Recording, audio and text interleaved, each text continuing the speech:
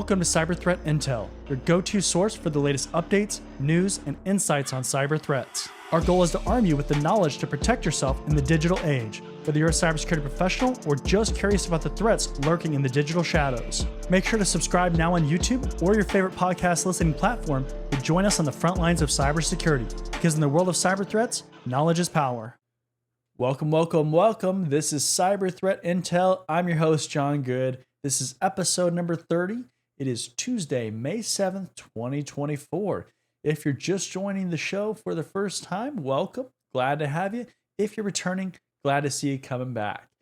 If this is the first time that you are watching the show, make sure to go grab a snack or a drink to get you through the show. And also make sure to check out cyberthreatintel.com, our website, where you'll be able to find a bunch of resources on there, as well as the description where other resources are included. With that being said, let's go ahead and flip over to my screen and hop into the content. All right, so first article here, CISA expects devs to squash old directory traversal bugs. CISA is calling on the software industry to stamp out directory traversal vulnerabilities following recent high-profile exploits of the 20-year-old class of bugs. It's part of its long-running series of alerts that promote secure by design practices in software. The U.S. Cybersecurity Agency bemoaned the fact that these vulnerabilities exist despite approaches to eliminate them being established for over 2 decades. Isn't that crazy that directory traversal bugs are still a thing, right? These have been around forever, and these are one of the most common things that you're taught if you go through a hacking course or any kind of penetration testing course. This is one of the things that you're going to be definitely taught how to do. There's a quote here: directory traversals exploits succeed because technology manufacturers fail to treat user-supplied content as potentially malicious, hence failing to adequately protect their customers. So if you don't know what a directory traversal vulnerability is, essentially it's the idea of, think of a URL. If you go to a website where it's like google.com and then it asks for some parameter in there, a lot of times these are looking for specific resources or specific pages, files that are on that system. And essentially what you can do is you can use that URL address and you can change that so you can access other locations on the file system. That is basically the simplest definition that I can provide to you as far as that. But it's very trivial, very easy to abuse and use if an application is vulnerable to it. CISA cited the recent maximum severity vulnerability in ConnectWise's Screen Connect remote access software, CVE 2024-1708, which researchers describe as embarrassingly easy to exploit. Like I said, it is trivial to do a directory traversal attack or technique on an application if it's vulnerable. It's just so easy to do. Despite only 55 of the total 1,104 vulnerabilities in CISA's known exploited vulnerabilities, the KEV catalog, being classed as directory traversals, the threat they present is heightened given the organizations they're targeting. So if you have sensitive data on that system, depending on what kind of permissions that application has, right, you could access the shadow file or something really critical, some kind of sensitive area of the file system. And that is a very serious thing. Another quote here: CISA and the FBI urge software manufacturer executives to require their organizations to conduct formal testing to determine their product's susceptibility to directory traversal vulnerabilities.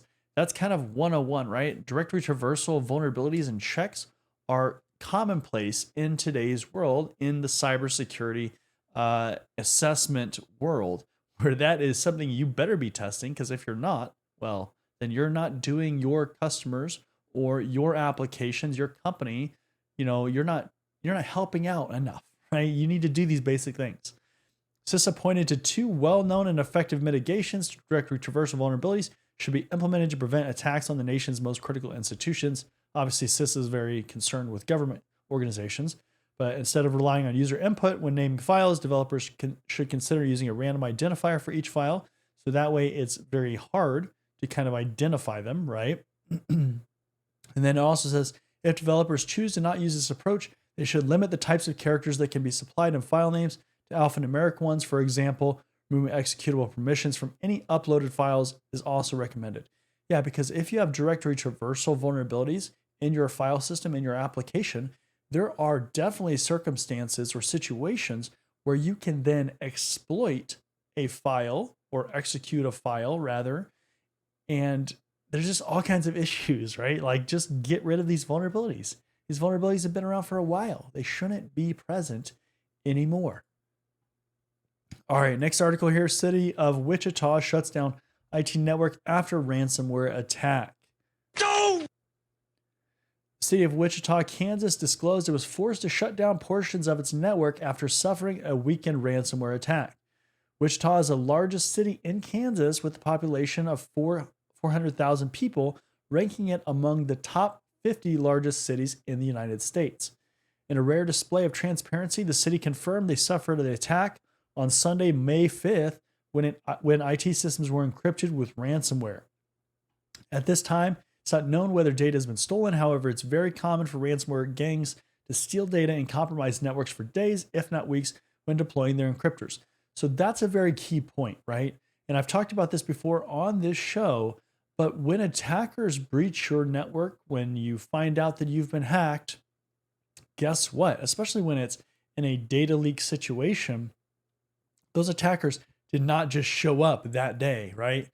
They probably have been in your network for a while, and in some cases, it could be weeks, months, could be years, right? If they are really trying to amp up the reconnaissance of your company, they could be in your network for a while before you even find out, and that's a dangerous situation, obviously, because that means you're not doing a good job of detecting intruders. But yeah, I mean, that's just totally a common thing because they're trying to find out, what are your business processes like? What kind of data do you have? Where is your data located, right?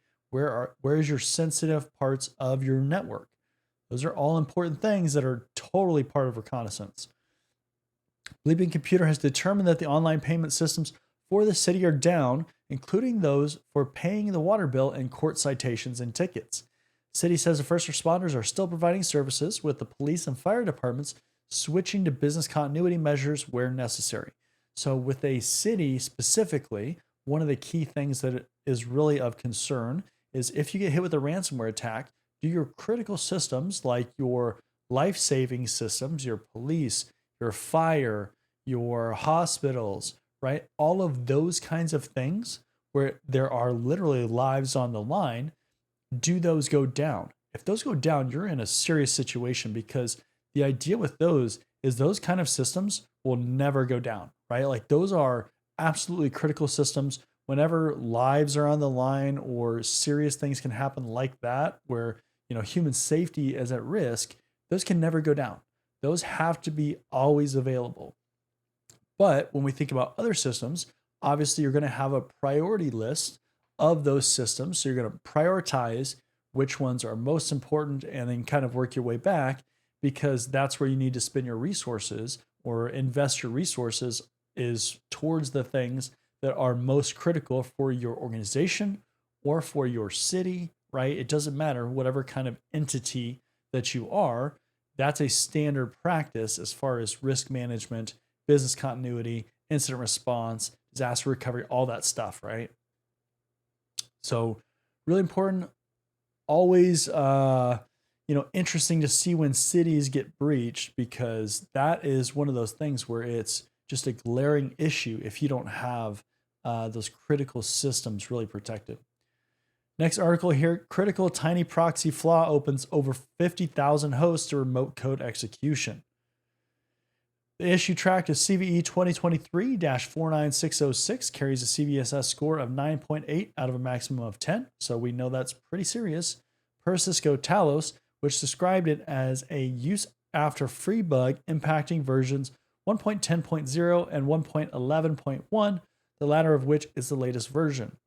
There's a quote here, a specially crafted HTTP header can trigger reuse of previously freed memory, which leads to memory corruption and could lead to remote code execution. Any kind of remote code execution vulnerability is always really serious. But Talos said in an advisory last week, an attacker needs to make an unauthenticated HTTP request to trigger this vulnerability. So relatively easy, right? Just have to make an unauthenticated HTTP request. According to data shared by attack surface management company Census, of the 90,310 hosts exposing a tiny proxy service to the public internet as of May 3rd, 2024, 52,000, so 57% about, of them are running a vulnerable version of Tiny Proxy. So that is a huge chunk of those systems, right? Over half. The majority of the publicly accessible hosts are located in the US, which is dangerous, right? 32,846 of them. South Korea had 18,358. China had about 7,800. France had about 5,200. And Germany had about 3,700, right? So definitely the overwhelming majority of those 57% belong in the US. So this is an interesting quote here, though. No GitHub issue was filed, and nobody mentioned a vulnerability on the mentioned IRC chat, Rolf Lohr said in a comment. If the issue had been reported on GitHub or IRC, the bug would have been fixed within a day. So it's interesting to have that kind of scapegoat or comment, right?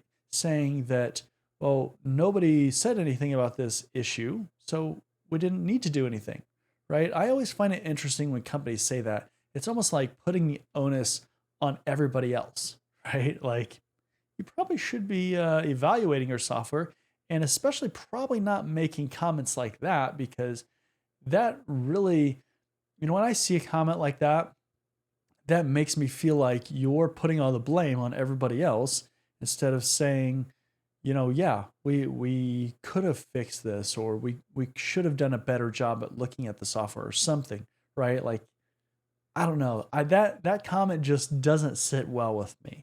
So be very careful if you're making public comments for your company, because these things do tend to come back and bite you. So yeah, be very careful. Next article here, Iranian cyber spies hit target with new backdoors. The Iranian state-sponsored cyber espionage group APT42 has been using two new backdoors in recent attacks targeting NGOs, governments, and intergovernmental organizations, Google Cloud's Mandiant reports. Also tracked as Kalenki and UNC 788 and active since at least 2015, APT42 is believed to operate on behalf of the Islamic Revolutionary Guard Corps, the IRGC, which is part of the Iranian intelligence apparatus. The group has been observed targeting academia, activists, legal services, media organizations, and NGOs in Western and Middle Eastern countries, typically relying on social engineering schemes, posing as journalists and event organizers to gain the trust of victims. APT42 uses credentials harvested from its victims to access cloud environments and exfiltrate data of interest, and relies on open source tools and built-in features to avoid detection. So one of the things that you always have to understand in cybersecurity and kind of what you're doing in this career field or in this area of tech is you need to understand your adversaries, right? Who is attacking you? Who is targeting you? What are their motives? What kinds of groups are they going after, right? And I've talked about this a lot, right? So I don't want to hammer on it too much, but essentially in threat intelligence, you're building a profile on these adversaries, right? That is what helps you better defend against these attacks. Now it also says masquerading as media organizations and NGOs and active since 2021, the first cluster targets journalists, geopolitical entities, and researchers with links to fake news articles, redirecting to a Google login login phishing page. So essentially, they're talking about their campaigns here. The second cluster, active since 2019 and posing as legitimate services, targets researchers, journalists, NGOs, and activists with event invitations or legitimate documents hosted on cloud infrastructure, which requires users to provide their login credentials. So similar kind of thing, right? Just different medium. In more recent attacks, the cyber espionage group was seen deploying the Nice Curl and Tamecat custom backdoors in attacks targeting NGOs, governments, or intergovernmental organizations associated with issues related to Iran and the Middle East, right? Written in VB script, nice curl can drop additional modules on the infected machines, including one for data harvesting and another for arbitrary command execution. In January and February 2024, APT-42 was seen impersonating a Middle East institute and a U.S. think tank to distribute the backdoor. Again, it all comes down to motives. What are you doing in your company, and who are you attracting with whatever you're doing, or your entity, your government, all of those things, right? Because these all tie back to motives, right? If you can identify the motive as far as like why a certain group is going after X, then you can identify that, hey, yes, we do X, so this group probably is going to try to target us, right? These are very important distinctions that you need to make, or identifications that you need to make in your company, in your cybersecurity team, again, so you have a better understanding of where your risk is. If you are not doing X, right, maybe group X is not going to come after you because they don't care about you, right? Just like a business, bad guys and adversaries only have so many resources, and they're only going to go after the things that they actually care about. So keep that in mind, right? Consultant charged with $1.5 million extortion of IT giant. No! Cybersecurity expert could face a 20-year prison sentence after being accused of trying to extort a multinational IT infrastructure services biz to the tune of $1.5 million. Vincent Kennedy, 57, was arrested in El Dorado Springs, Missouri this week after an alleged drawn-out attempt to obtain what he described as a settlement, and that's in quotes, after being fired from his IT consultancy job in June 2023. So kind of a retaliatory thing, right? Between May 2022 and June 2023, Kennedy was assigned to the unnamed New York-based IT services company, with his main responsibilities including identifying security vulnerabilities that could lead to the theft of corporate data. This role afforded Kennedy deep access to U.S. outfits' IT estate and stored data. Always a concern, right? Always a concern. 3 days after being fired, Kennedy is alleged to have used a work laptop to access and download a slew of confidential intellectual property to his personal cloud storage account. So first question I have here is, if this person was being fired, okay, fired meaning involuntary, not voluntary, why does he still have his work laptop? Right? Why does he have access to log into his work laptop? These are all questions that are just terrible for offboarding employees, right? So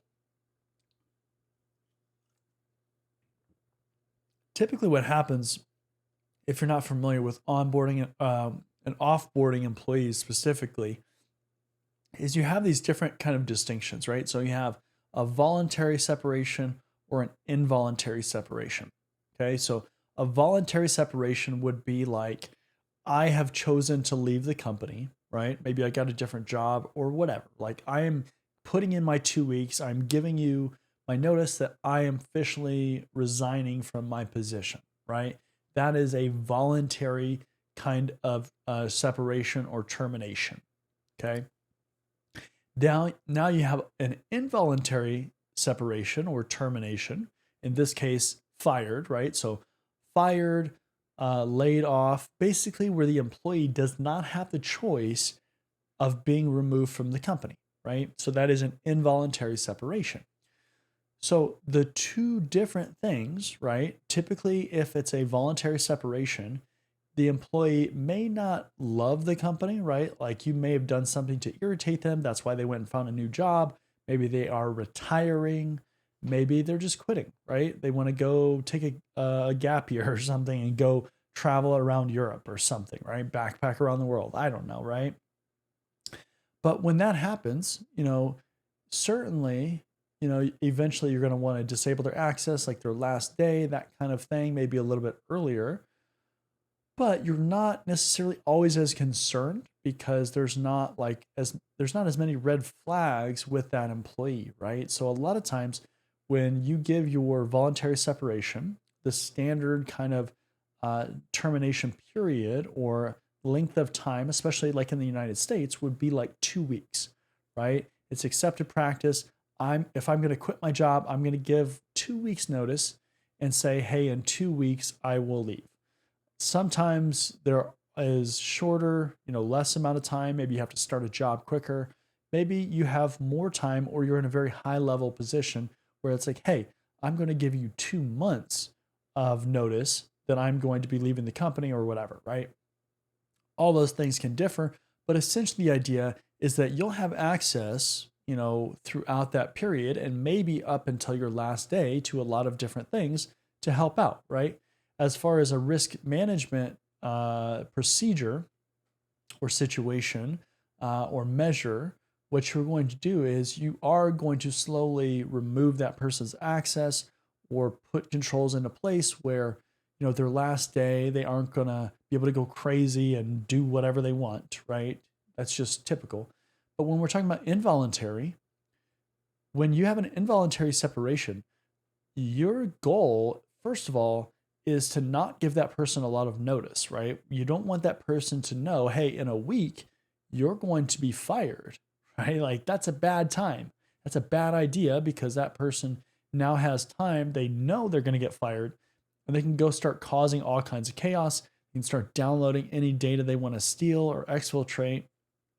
And so it's just a bad idea, right? So what happens is if you're going to get fired or involuntary separation like this, right? Then you're told, hey, we want to have a meeting with you, whatever, right? And make sure to have your equipment with you or something, right? Maybe not even telling them that, right? So if you're on site, as an example, you might get a message saying, hey, I just want to meet with you from your manager or something, right? And so will you come down here? And so they come down, right, to the office, they're meeting with you, and then you tell them, hey, this is involuntary separation, you're being fired or whatever it is, right? While that is taking place, somebody is going to collect their corporate laptop, all that stuff. You collect their badge, everything right then and there. You revoke their access. After that meeting, that person is then escorted out of the building, right? That is how that happens. And then if they had stuff at their desk, somebody else would go back and collect the stuff, bring it to them. You wouldn't allow them a lot of times to go back to their desk. Now, obviously, it depends on how you have this formatted. But this person, still had their work laptop. That's the point here. Why? Why did they have their laptop? It's so bad. These files are said to have included architectural maps of the company's servers, trade secrets, lists, and reports of potential vulnerabilities. Like, really? This person still had all access to all this stuff. And details about specific business equipment vulnerable to attack, mentioning vulnerabilities that weren't yet remediated. It's just so crazy to me, right? Then it says, around 2 weeks later, his former employee, the consultancy business, emailed asking for an exit interview. That is never the process that this would happen. That exit interview would happen like right away. You would be done when somebody's getting fired, right? Sometimes exit interviews happen like towards the end of your 2-week period or whatever. But it's just like, I cannot believe this. Like, if you're offboarding employees and you allow them to continue to have access, you're kind of asking for this stuff to happen, right? Just, I can't believe that. Unreal. Next article, police resurrect Lockbit's site and troll the ransomware gang. An international coalition of police agencies have resurrected the dark web site of the notorious Lockbit ransomware gang, which they had seized earlier this year, teasing new revelations about the group. On Sunday, what was one of Lockbit's official darknet site reappeared online with new posts that suggest the authorities are planning to release new information about the hackers in the next 24 hours of this writing. In February, a law enforcement coalition that included the UK's National Crime Agency, NCA, the US Federal Bureau of Investigation, the FBI, and forces from Germany, Finland, France, Japan, and others announced they had infiltrated Lockbit's official site. The coalition seized the site and replaced information on it with their own press release and other information in a clear attempt to troll and warned the hackers that the authorities were onto them. Interesting, reverse trolling, right? February operation also included the arrest of 2 alleged Lockbit members in Ukraine and Poland, takedown of 34 servers across Europe, the UK, and the US, and the seizure of more than 200 cryptocurrency wallets belonging to the hackers. Since authorities announced what they called Operation Kronos against Lockbit in February, the group's leader, known as Lockbit Sup, has claimed in an interview that law enforcement has exaggerated its access to the criminal organization, as well as the effect of its takedown. On Sunday, the hacking collective VX Underground wrote on X that they had spoken to Lockbit's administrative staff, who told them the police were lying.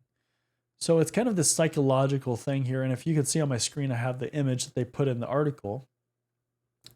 But it's